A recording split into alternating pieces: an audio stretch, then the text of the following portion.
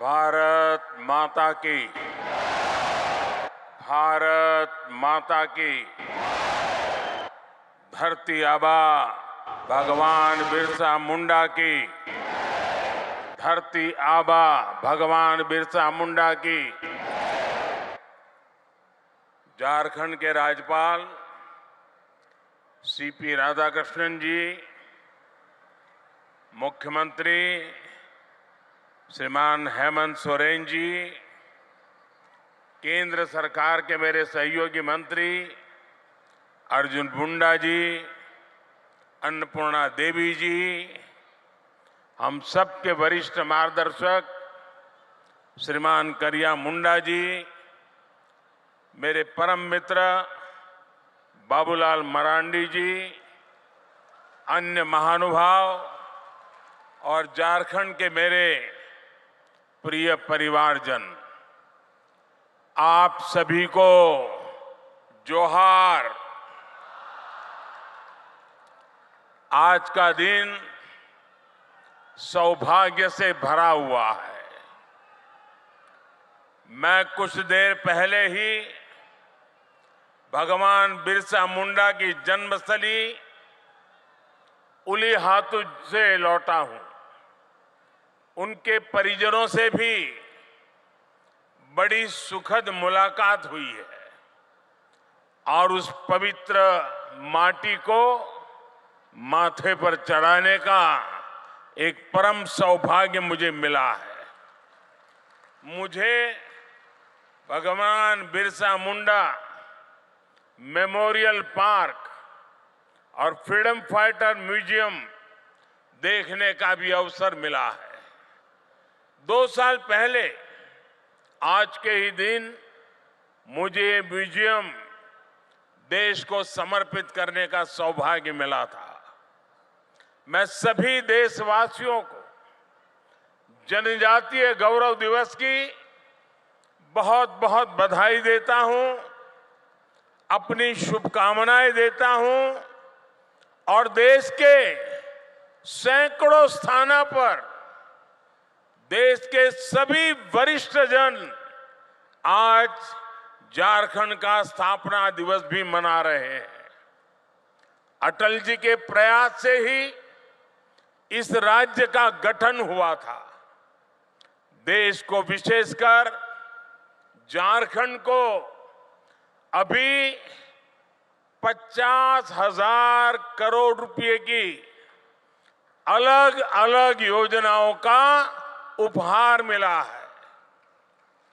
आज झारखंड में railway infrastructure और कनेक्टिविटी के विस्तार के तहत कई रेल परियोजनाओं को शुरू किया गया है। आपको ये जानकर खुशी होगी कि झारखंड भी देश के 100% इलेक्ट्रिफाइड रेल रूट वाला राज्य बन गया है। इन परियोजनाओं के लिए मैं आप सभी मेरे झारखंड वासियों को बहुत सारी बधाई देता हूं। मेरे परिवारजनों, जनजातीय गौरव और संघर्ष के प्रतीक भगवान बिरसा मुंडा की गाथा हर देशवासी को प्रेरणा से भर देती है। झारखंड का कोना कोना ऐसे ही महान विभूतियों को उनके हौसलों और अनथक प्रयासों से जुड़ा है। तिलका मांझी, सिद्धू कान्हू, चांद भैरव, फूलो जानो, नीलांबर, पीतांबर, जत्रा ताना भगत और अल्बर्ट एक्का जैसे अनेक वीरों ने इस धरती का गौरव बढ़ाया है। अगर हम आजादी के आंदोलन को देखें तो देश का ऐसा कोई कोना नहीं था जहां आदिवासी योद्धाओं ने मोर्चा नहीं लिया हो। मानगढ़ धाम में गोविंद गुरु के योगदान को कौन भूल सकता है। मध्य प्रदेश के तंत्या भील, भीमा नायक, छत्तीसगढ़ के शहीद वीर नारायण सिंह, वीर गुंडाधुर, मणिपुर की रानी गाइडिन्ल्यो, तेलंगाना के वीर रामजी गोंड, आदिवासियों को प्रेरित करने वाले आंध्र प्रदेश के अल्लूरी सीताराम राजू, गौंड प्रदेश की रानी दुर्गावती, ये वो विभूतियां हैं जिनका देश आज भी ऋणी है। ये देश का दुर्भाग्य है कि आजादी के बाद ऐसे वीरों के साथ न्याय नहीं हुआ। मुझे संतोष है कि आजादी के 75 वर्ष होने पर अमृत महोत्सव के दौरान हमने ऐसे वीर वीरांगनाओं को याद किया, उनकी स्मृतियों को अगली पीढ़ी तक पहुंचाया। साथियों, झारखंड आना मुझे पुरानी स्मृतियों को ताजा करने का अवसर भी देता है। गरीबों की सबसे बड़ी ताकत आयुष्मान भारत योजना की शुरुआत झारखंड से ही हुई थी। कुछ ही साल पहले खूंटी में मैंने सोलर पावर से चलने वाले जिला न्यायालय का उद्घाटन किया था। अब आज झारखंड की इस पावन भूमि से एक नहीं बल्कि दो ऐतिहासिक अभियानों की शुरुआत होने जा रही है। विकसित भारत संकल्प यात्रा सैचुरेशन के सरकार के लक्ष्यों को प्राप्त करने का सशक्त माध्यम बनेगी। पीएम जनजाति आदिवासी न्याय महाअभियान विलुप्त होने की कगार पर खड़ी जनजातियां, जिसे हम अब तक प्रिमिटिव ट्राइब के रूप में जानते हैं, उनकी रक्षा करेगा, उन्हें सशक्त करेगा। ये दोनों ही अभियान अमृत काल में भारत की विकास यात्रा को नई ऊर्जा देंगे। मेरे परिवारजनों, मुझे सरकार के मुखिया के तौर पर, हेड ऑफ द गवर्नमेंट के तौर पर अब 2 दशक से भी ज्यादा समय बीत गया है। देशवासियों की आकांक्षाओं को जानने का, समझने का मुझे बहुत करीबी से मौका मिला है। अपने उन अनुभवों के आधार पर मैं आज एक अमृत मंत्र आपके सामने रख रहा हूं और भगवान बिरसा मुंडा की धरती से रख रहा हूं। अगले 25 वर्षों के अमृत काल में अगर हमें विकसित भारत की भव्य और दिव्य इमारत का निर्माण करना है तो हमें उसके 4 अमृत स्तंभों को और मजबूत करना होगा, निरंतर मजबूत करना होगा। हमारी सरकार ने जितना 10 साल में किया, अब उससे भी ज्यादा ऊर्जा के साथ हमें इन 4 अमृत स्तंभों पर अपनी पूरी ताकत लगानी है। और विकसित भारत के 4 अमृत स्तंभ मैं आपको बताना चाहता हूं। ये 4 अमृत स्तंभ है क्या?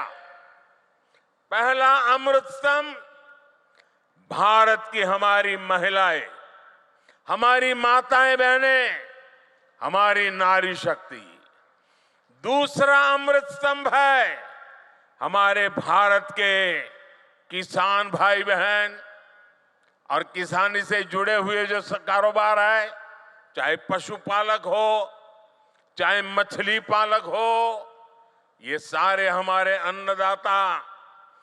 तीसरा अमृत स्तंभ भारत के नौजवान, हमारे देश की युवा शक्ति, जो आने वाले 25 साल में देश को नई ऊंचाई पर पहुंचाने वाली सबसे बड़ी शक्ति है। और चौथा अमृत स्तंभ भारत का मध्यम वर्ग,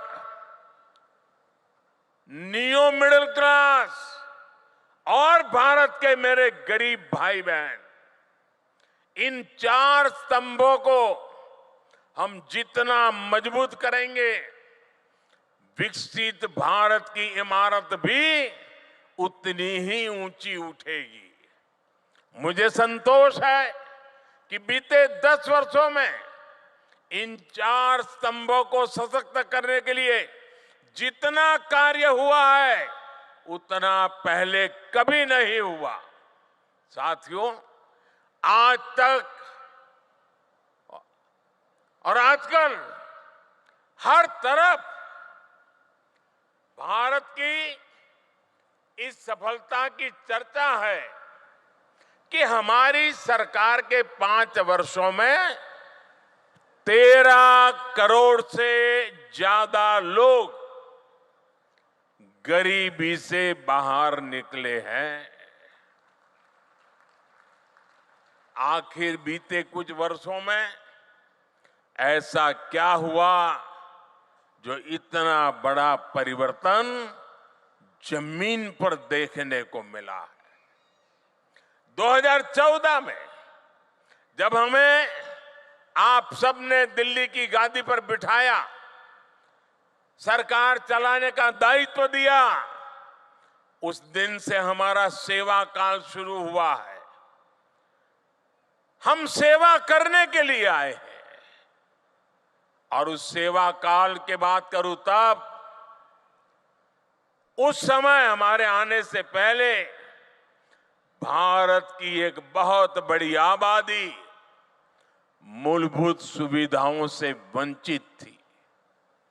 देश के करोड़ों गरीबों ने इस बात की उम्मीद भी छोड़ दी थी कि कभी उनका जीवन बदल पाएगा। और सरकारों का रवैया भी ऐसा था कि वो खुद को जनता का माई बाप समझती थी। हमने माई बाप की भावना से नहीं बल्कि सेवक की भावना से आपके सेवक की तरह काम करना शुरू किया। जो वंचित थे हमने उन्हें वरीयता देना शुरू किया। जिन्हें सबसे दूर समझा जाता था, सरकार खुद चलकर उनके पास गई। जो दशकों से उपेक्षित थे, हमारी सरकार उनका संबल बनी, उनकी साथी बनी। ब्यूरोक्रेसी वही थी, लोग वही थे, फाइलें भी वही थे, कानून नियम भी वही थे, लेकिन सोच बदली। और सोच बदली तो परिणाम भी बदल गए।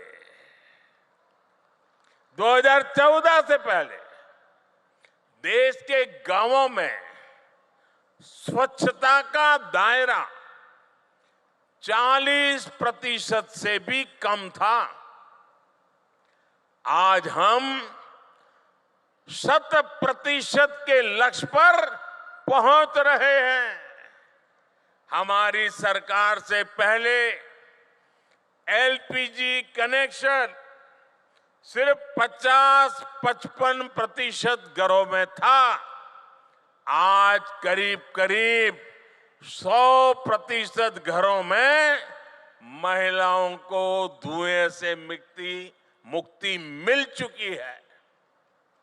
पहले देश के सिर्फ 55% बच्चों को ही जीवन रक्षक टीके लग पाते थे, आधे बच्चे रह जाते थे। आज लगभग 100% बच्चों का टीकाकरण हो पा रहा है। आजादी के बाद 7 दशकों में देश के सिर्फ 17%, 17%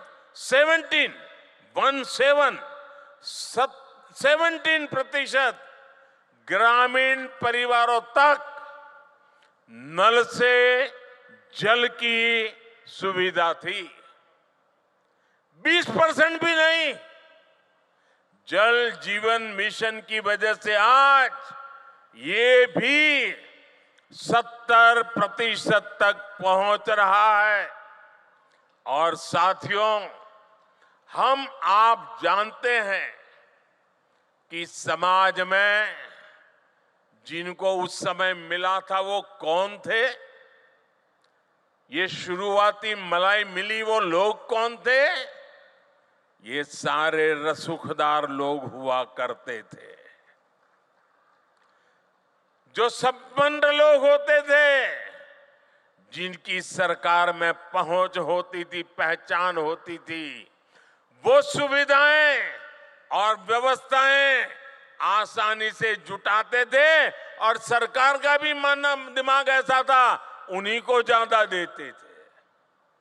लेकिन जो लोग समाज में पीछे रहे थे, जो मूल सुविधाओं से वंचित थे, उन पर ध्यान देने वाला भी कोई नहीं था। वो असुविधाओं के बीच अपना जीवन काट रहे थे। मोदी ने समाज के ऐसे वंचितों को अपनी प्राथमिकता बनाया, क्योंकि वो लोग हैं जिनके बीच में जिया हूं। मैंने कभी ऐसे परिवारों की रोटी खाई है। मैंने कभी समाज के आखिरी व्यक्ति का नमक खाया है। मैं आज भगवान बिरसा मुंडा की इस धरती पर वो कर्ज चुकाने आया हूं।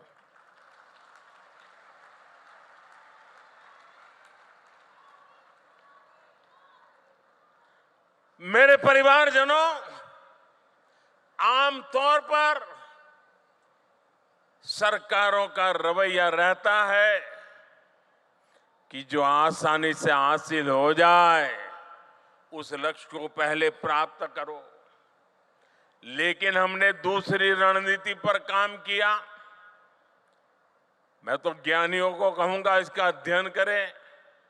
आपको याद होगा, आजादी के इतने दशकों के बाद भी 18,000 गांव ऐसे रह गए थे जहां बिजली नहीं पहुंची थी।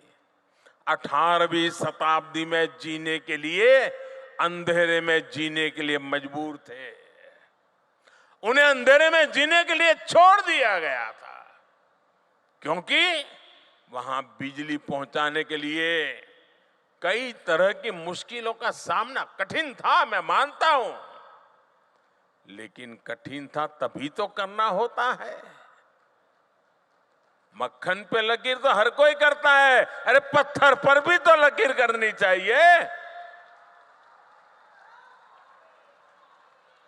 और मैंने लाल किले से वादा किया था देश को कि मैं 1000 दिन में 18,000 गांवों तक बिजली पहुंचाने का कठिन संकल्प मैंने सार्वजनिक रूप से लिया था। और आज मुझे सर झुका करके कहना है कि ये आपके सेवक ने उस काम को समय पर पूरा कर दिया था।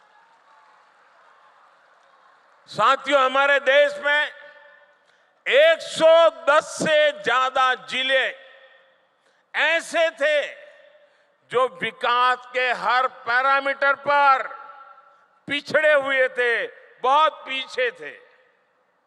इन जिलों पर पुरानी सरकारों ने थप्पा लगा दिया, ये तो पिछड़े हैं। और पहले की सरकारें बस उसकी पहचान कर ली, ये बेकार है, पिछड़े हैं, आगे कुछ नहीं हो सकता है, और सरकार सोती रही। इन जिलों में शिक्षा, स्वास्थ्य सुविधाएं दशकों से दयनीय स्थिति में थी। और संयोग देखिए कि इन्हीं पिछड़े जिलों में देश की सबसे ज्यादा मेरे आदिवासी परिवारों की जनसंख्या रहती थी। जब अफसरों को पनिशमेंट पोस्टिंग करनी होती थी तो इन्हीं जिलों में भेज दिया जाता था। थका हुआ, हारा हुआ, नाकाम जो व्यक्ति है उसी को कहते जाओ यार तुम उधर रहो, तुम्हारा इधर काम नहीं है। अब वो जाके क्या करेगा? इन 110 से ज्यादा जिलों को अपने हाल पर छोड़कर भारत कभी विकसित नहीं हो सकता था। इसलिए वंचितों को वरीयता के सिद्धांत पर चलते हुए हमारी सरकार ने इन जिलों को एस्पिरेशनल डिस्ट्रिक्ट, आकांक्षी जिलों के रूप में घोषित किया। हमने इन जिलों में सरकारों को विश्वास में लेकर के सबसे होनहार अफसरों को नियुक्त करने पर जोर दिया। जिन जिलों में हम शिक्षा, स्वास्थ्य, सड़क ऐसे अनेक विषयों पर शून्य से काम शुरू करके सफलता के नए शिखर पर पहुंच रहे हैं। यहां झारखंड में भी ये अपना खूंटी समेत ऐसे कई जिले उस सूची में है। अब आकांक्षी जिला अभियान की सफलता को आकांक्षी ब्लॉक कार्यक्रम के जरिए इसका विस्तार किया जा रहा है। मेरे परिवारजनों, दशकों तक हमारे देश में सोशल जस्टिस, सामाजिक न्याय और सेक्युलरिज्म न जाने रोज सुबह शाम इसके गीत तो बहुत गाए, बयानबाजी बहुत होती रही। सच्चा सेक्युलरिज्म तभी आता है जब देश के किसी भी नागरिक के साथ भेदभाव की सारी संभावनाएं खत्म हो जाए। सामाजिक न्याय का भरोसा तभी मिलता है जब सबको बराबरी से, समान भावना से सरकारी योजनाओं का लाभ मिले। दुर्भाग्य से आज भी बहुत से राज्यों में कई गरीब हैं जिनके पास योजनाओं की पर्याप्त जानकारी नहीं है। कई ऐसे भी गरीब हैं जो योजनाओं का लाभ लेने के लिए भाग दौड़ करने में सक्षम नहीं है। आखिर कब तक हम उन्हें उनके हाल पर छोड़े रहेंगे? इसी दर्द में से, इसी पीड़ा में से, इसी संवेदना में से ये एक सोच निर्माण हुई है और इसी सोच के साथ अब आज से विकसित भारत संकल्प यात्रा शुरू हो रही है। ये यात्रा आज 15 नवंबर भगवान बिरसा मुंडा की जन्म जयंती 15 नवंबर से शुरू करके अगले साल 26 जनवरी को तक उसको चलाया जाएगा। इस यात्रा में सरकार मिशन मोड में देश के गांव-गांव जाएगी। हर गरीब, हर वंचित को सरकारी योजनाओं का जो हकदार है उसके हक के लिए उसको लाभार्थी बनाया जाएगा। उसको इस योजना पहुंचे उसकी व्यवस्था की जाएगी। और आपको याद होगा, मेरे मीडिया के कुछ मित्रों को मालूम नहीं रहता है, 2018 में भी मैंने एक प्रयोग किया था। केंद्र सरकार ने ऐसे ही एक ग्राम स्वराज अभियान चलाया था और मैंने भारत सरकार के 1000 अफसरों को गांवों में भेजा था। एयर कंडीशन कमरों से निकाल करके 1000 अफसर गांवों में जाकर के बैठे थे। इस अभियान में भी हम 7 प्रमुख योजनाओं को लेकर हर गांव तक गए थे। मुझे विश्वास है कि ग्राम स्वराज अभियान की तरह ही हमें विकसित भारत संकल्प यात्रा में भी हर गांव जाकर के ऐसे हर हकदार को मिलकर के इस योजना को सफल करने का प्रण लेकर के निकलना है। और जब भगवान बिरसा की धरती से निकलते हैं तो सफलता अवश्य मिलती है।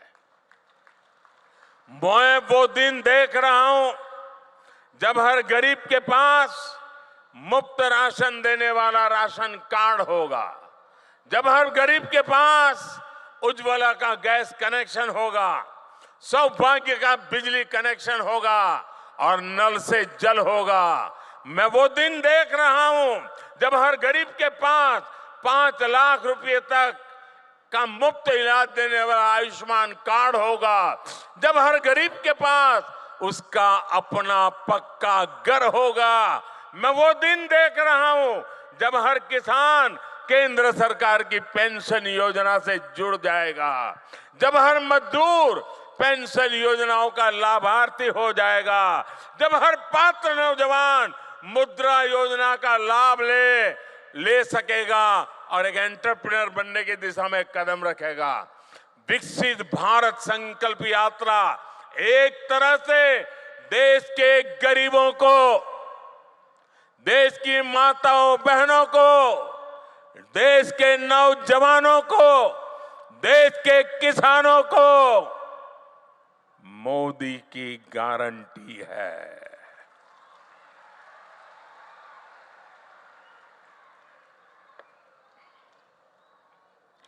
और जब मोदी की गारंटी होती है ना, तो आप जानते हैं वो गारंटी क्या होती है? मोदी की गारंटी यानी गारंटी पूरा होने की भी गारंटी।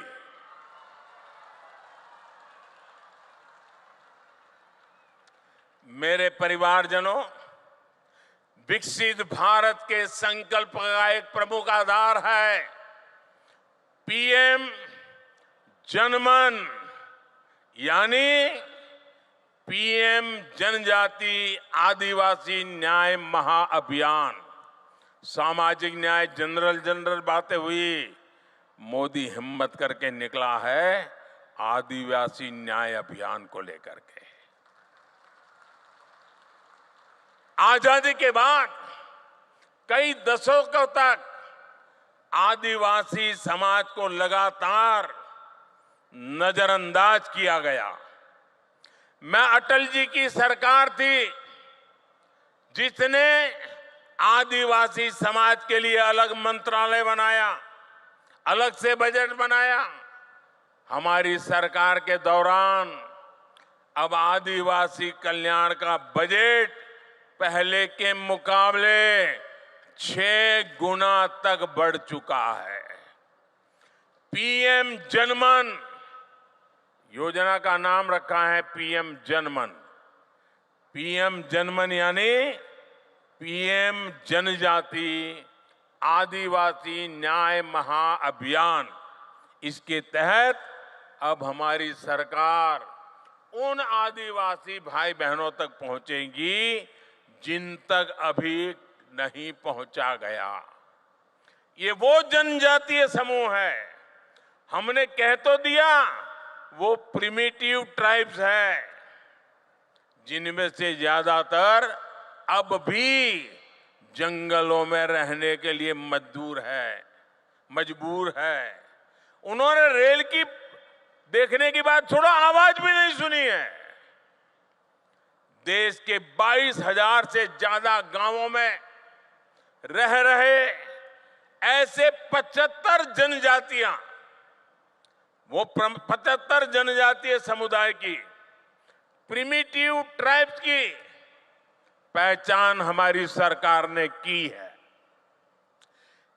जैसे पिछड़ों में भी अति पिछड़े होते हैं, वैसे ही ये आदिवासियों में भी सबसे पीछे रह गए आदिवासी है।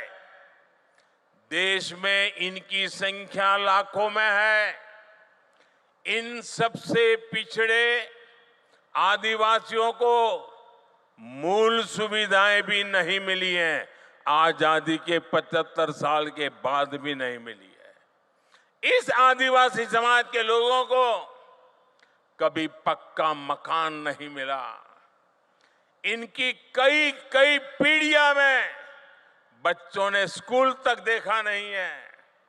इस समाज के लोगों के कौशल विकास पर ध्यान नहीं दिया गया। इसलिए अब इन जनजातियों तक भारत सरकार विशेष अभियान चलाकर पहुंचने वाली है। पहले की सरकारों ने आंकड़ों को जोड़ने का काम कर लिया। जो नजदीक हैं, जो ऊपर पहुंच चुके हैं, उन्हीं से काम करवा लेना। लेकिन मुझे सिर्फ आंकड़ों को जोड़ करके नहीं बैठना है, मुझे तो जीवन को जोड़ना है, जिंदगियों को जोड़ना है। हर जिंदगी में जान भरनी है, हर जिंदगी में नया जज्बा भरना है।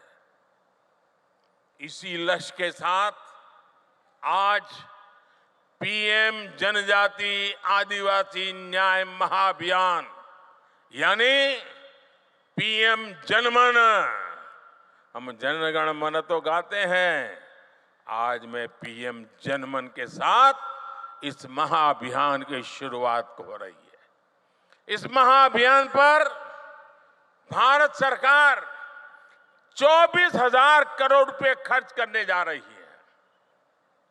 साथियों, इस महाअभियान के लिए मैं विशेष तौर पर आदरणीय राष्ट्रपति द्रौपदी मुर्मू जी का आभार व्यक्त करना चाहता हूं। हमने अभी उनका वीडियो संदेश भी सुना है। जब वो यहां झारखंड में राज्यपाल थी और उससे पहले जब ओडिशा में भी वो मंत्री के रूप में काम करती थी, सामाजिक कार्यकर्ता के रूप में काम करती थी, तो ऐसे आखिरी छोर पर रहने वाले आदिवासी समूहों को आगे लाने के लिए वो दिन रात प्रयास करती रहती थी। राष्ट्रपति बनने के बाद भी वो राष्ट्रपति भवन में ऐसे समूहों को सम्मान के साथ बुलाती रही, उनकी समस्याओं को समझ करके उसके उपाय की चर्चा करती रही। मुझे विश्वास है कि उन्होंने हमें जो मार्गदर्शन दिया है, उन्होंने हमें जो प्रेरणा दी है, उनकी इस प्रेरणा से हम ये पीएम जनमन, पीएम जनजाति आदिवासी न्याय, आदिवासी न्याय, आदिवासी न्याय महाअभियान में जरूर सफल होंगे। मेरे परिवारजनों, हमारी राष्ट्रपति Draupadi Murmu ji women lead development का भी प्रेरक प्रतीक है। बीते वर्षों में जिस तरह भारत ने पूरी दुनिया को नारी शक्ति के विकास का मार्ग दिखाया है, वह अभूतपूर्व है। ये वर्ष माताओं, बहनों, बेटियों की सुविधा, सुरक्षा, सम्मान, स्वास्थ्य और स्वरोजगार के रहे हैं। ये हमारे झारखंड की बेटियां खेलकूद में जो नाम कमा रही है ना, सीना चौड़ा हो जाता है। हमारी सरकार ने महिलाओं के जीवन के हर पड़ाव को ध्यान में रखते हुए उनके लिए योजनाएं बनाई। बेटी बचाओ बेटी पढ़ाओ से बेटियों की जनसंख्या बढ़ी है और स्कूलों में छात्राओं के नामांकन में भी वृद्धि हुई है। सरकारी स्कूलों में छात्राओं के लिए अलग शौचालय निर्माण से स्कूल छोड़ने की मजबूरी कम हुई है। पीएम आवास योजना के तहत करोड़ों घर मालकिन बहनें बनी है, बहनों के नाम रजिस्टर हुआ है, पहली बार उनके नाम पर कोई प्रॉपर्टी हुई है। सैनिक स्कूल, डिफेंस एकेडमी को बेटियों के एडमिशन के लिए पहली बार खोल दिया गया है। मुद्रा योजना के तहत लगभग 70% बिना गारंटी के ऋण लेने वाली मेरे देश की महिलाएं हैं, मेरी बेटियां हैं। महिला स्वयं सहायता समूहों को भी आज सरकार से रिकॉर्ड आर्थिक मदद दी जा रही है। और लखपति दीदी अभियान, कुछ लोगों को मेरी बातें सुनकर के चक्कर आ जाते हैं। मेरा सपना है 2 करोड़ महिलाओं को लखपति दीदी बना के रहूंगा। 2 करोड़ महिलाओं को स्वयं समाज सहायता समूह चलाने वाली 2 करोड़ महिलाएं लखपति बन के रहने वाली है। देख लेना आप, कुछ महीने पहले ही हमारी सरकार ने विधानसभा और लोकसभा में महिलाओं को आरक्षण देने वाला नारी शक्ति बंधन अधिनियम भी अपनाया है। आज भाई दूज का पवित्र पर्व है। देश की सभी बहनों को उनका ये भाई गारंटी देता है कि बहनों के विकास में आने वाली हर रुकावट को ये आपका भाई ऐसे ही दूर करता रहेगा। आपका भाई आपकी मुसीबतों की मुक्ति के लिए जी जान से जुटा रहेगा। नारी शक्ति का अमृत स्तंभ विकसित भारत के निर्माण में अहम भूमिका निभाएगा। मेरे परिवारजनों, केंद्र सरकार विकसित भारत की यात्रा में हर व्यक्ति के सामर्थ्य का उपयोग करने के लिए प्रतिबद्ध है। 2 महीने पहले ही हमने पीएम विश्वकर्मा योजना भी शुरू की है। सरकार ने उन लोगों को आगे लाने का प्रयास किया है जो अपने पारंपरिक कौशल के लिए जाने जाते हैं। कुम्हार हो, लोहार हो, सुतार हो, सुनार हो, मालाकार हो, राजमिस्त्री हो, बढ़ई हो, अरे कपड़े धोने वाले हो, कपड़े सिलने वाले हो, जूते बनाने वाले हो, ऐसे हमारे साथी, ये हमारे विश्वकर्मा साथी, इस योजना के तहत विश्वकर्मा साथियों को आधुनिक ट्रेनिंग मिलेगी और ट्रेनिंग के दौरान उनको पैसा मिलेगा, उनको अच्छे नए औजार मिलेंगे, नई टेक्नोलॉजी मिलेगी और इस पर 13,000 करोड़ रुपए खर्च किए जाएंगे। मेरे परिवारजनों, आज देश के किसानों को पीएम किसान सम्मान निधि की 15वीं किस्त रिलीज की गई है। अब देश के करोड़ों किसानों के खातों में भेजी गई कुल रकम 2,75,000 करोड़ रुपए को पार कर गई है। आप में से जो किसान यहां बैठे होंगे उनके मोबाइल पर मैसेज आ चुका होगा कि 2,000 रुपया आपके खाते में जमा हो गया है। कोई कटकी कंपनी नहीं, कोई बिचौलिया नहीं, डायरेक्ट मोदी का सीधा नाता रहता है आपके साथ। ये वही किसान है जिनकी पहले कोई पूछ नहीं होती थी। अब इन किसानों की जरूरतों का ध्यान सरकार रख रही है। ये हमारी सरकार है जिसने पशुपालकों और मछली पालकों को किसान क्रेडिट कार्ड की सुविधा से जोड़ा है। पशुधन के मुफ्त टीकाकरण की हमारी सरकार ने 15,000 करोड़ रुपए खर्च किए। कोरोना के बाद आपको मुफ्त टीका लगा, हजारों करोड़ खर्च किए गए, आपके हर परिवारजन को बचाने की कोशिश की गई। इतना ही नहीं, अब 15,000 करोड़ रुपया खर्च करके मुफ्त में पशु का टीकाकरण भी हो रहा है। आप भी इसका फायदा उठाइए। मछली पालन को बढ़ावा देने के लिए अभी मैं यहाँ एक प्रदर्शनी लगी है। 1-1, 1.5 लाख रुपए वो मछली और उसमें से मोती बनाने का काम कर रहे हैं। मत्स्य संपदा योजना के तहत आर्थिक मदद दी जा रही है। आज देश में 10,000 नए किसान उत्पाद संघ एफपीओ बन रहे हैं। इससे किसानों की लागत कम हुई है और बाजार तक पहुंच आसान हुई है। हमारी सरकार के प्रयासों से इस वर्ष इंटरनेशनल मिलेट ईयर मनाया जा रहा है। मोटे अनाज को श्री अन्न की पहचान देकर विदेश के बाजारों तक पहुंचाने के लिए पूरी तैयारी हो रही है। इसका भी लाभ हमारे आदिवासी भाई बहनों को होगा। साथियों, सरकार के इन चौतरफा प्रयासों से झारखंड जैसे राज्यों में नक्सली हिंसा में भी कमी आई है। 1-2 साल में झारखंड की स्थापना के 25 साल पूरे होने जा रहे हैं। ये झारखंड के लिए बहुत ही प्रेरणादायी समय है। इस माइलस्टोन पर झारखंड में 25 योजनाओं के सैचुरेशन का लक्ष्य लेकर काम शुरू किया जा सकता है। मैं झारखंड सरकार से भी आग्रह करूंगा, मैं झारखंड के सभी नेताओं से आग्रह करूंगा कि 25 साल का लक्ष्य तय करके एक बहुत बड़ा अभियान चलाया जाए। इससे राज्य के विकास को नई गति मिलेगी और यहाँ के लोगों का जीवन भी और आसान बनेगा। हमारी सरकार शिक्षा के विस्तार और युवाओं के अवसर देने के लिए प्रतिबद्ध है। देश में आज आधुनिक राष्ट्रीय शिक्षा नीति बनी है।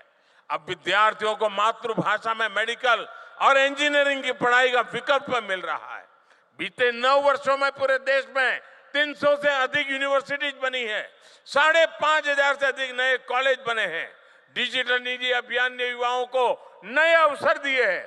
गांव-गांव कॉमन सर्विस सेंटर्स में हजारों युवाओं को रोजगार मिला है। 1 लाख से अधिक स्टार्टअप के साथ दुनिया का तीसरा बड़ा इकोसिस्टम भारत में बना है।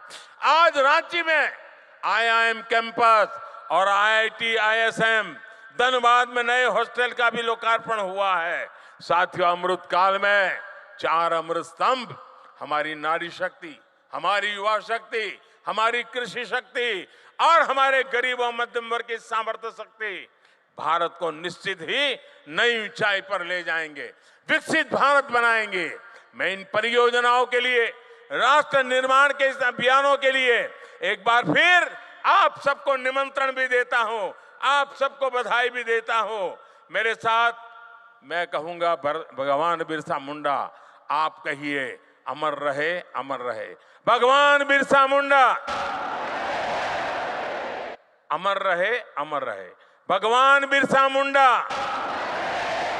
दोनों हाथ ऊपर करके पूरी ताकत से बोलिए, भगवान बिरसा मुंडा,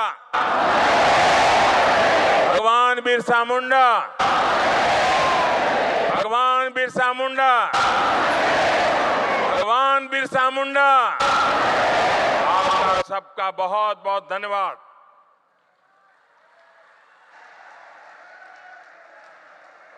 बहुत बहुत आभार माननीय प्रधानमंत्री श्री नरेंद्र मोदी जी का। आइए हम सब खड़े होकर करतल ध्वनि के साथ, तालियों की गूंज के साथ खूंटी की इस धरा से